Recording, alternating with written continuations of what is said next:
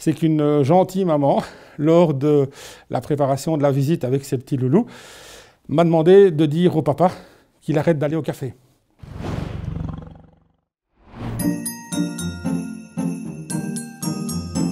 Alors une anecdote qui remonte à il y a quelques années. Nous faisions l'arrivée de Saint-Nicolas dans un magasin et ils avaient décidé que j'arrive en hélicoptère.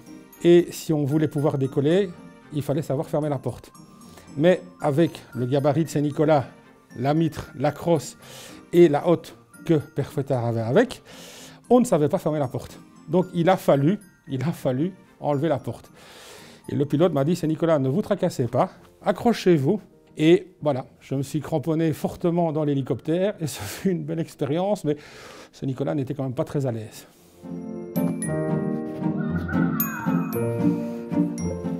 Alors, ça c'est la boîte à tutut. C'est-à-dire que quand je vais quelque part, je suis toujours en compagnie de ma boîte. Et ce sont en fait toutes les tutus que Saint-Nicolas a récupérées cette semaine-ci. Et donc, j'explique aux enfants que les tutus, elles vont rester à jamais chez moi. Et donc, quand je rentre le soir, je demande à mon acolyte Père Fouettard de mettre un petit crochet sur ma cheminée et d'accrocher la tutute ou les tututes que j'ai reçues des enfants. Et donc, quand vous racontez ça aux enfants, les enfants sont quelque part heureux parce qu'ils savent qu'ils ont donné leur tutute quelque chose qui leur est cher. Et ben, Saint-Nicolas va le garder et Saint-Nicolas va le mettre en évidence sur sa cheminée.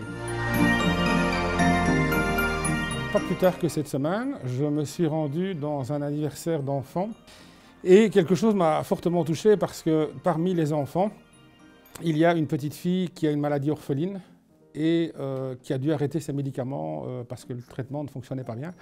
Ben, c'est déjà délicat parce qu'elle sait qu'elle risque de mourir assez vite, assez jeune.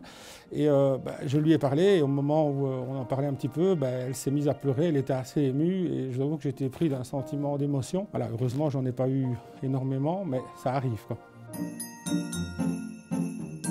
Alors,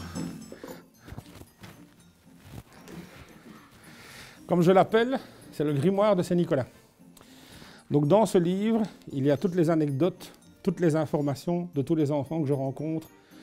C'est-à-dire que Saint-Nicolas va faire une petite visite à domicile, il s'arrange toujours avec papa-maman pour pouvoir avoir des petites informations relatives aux enfants, savoir sur quoi il doit les féliciter, savoir sur quoi il doit leur dire attention, il faut faire attention. Et pour eux, c'est magique parce que là, on voit que Saint-Nicolas, il sait beaucoup de choses. Elle va être comique pour vous, mais elle était moins pour moi le jour même. Un jour, j'arrive dans un magasin, il y avait énormément de monde.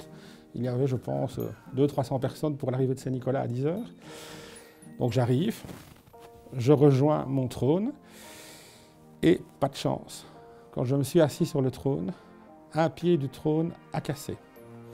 Et donc Saint-Nicolas est parti en arrière avec 200 personnes devant lui. Sur le coup, je n'ai pas ri, évidemment, ou un rire nerveux, mais alors les gens, eux, par contre, se sont bien amusés en disant voilà Saint-Nicolas, les 4 fers en l'air.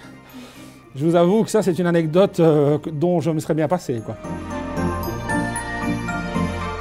C'est qu'une gentille maman, lors de la préparation de la visite avec ses petits loulous, m'a demandé de dire au papa qu'il arrête d'aller au café. Voilà, c'est parfois un peu surprenant, mais on peut faire plaisir de temps en temps aussi avec les adultes. Ben voilà, les parents confient parfois des petites choses qui leur sont propres à eux ou entre adultes.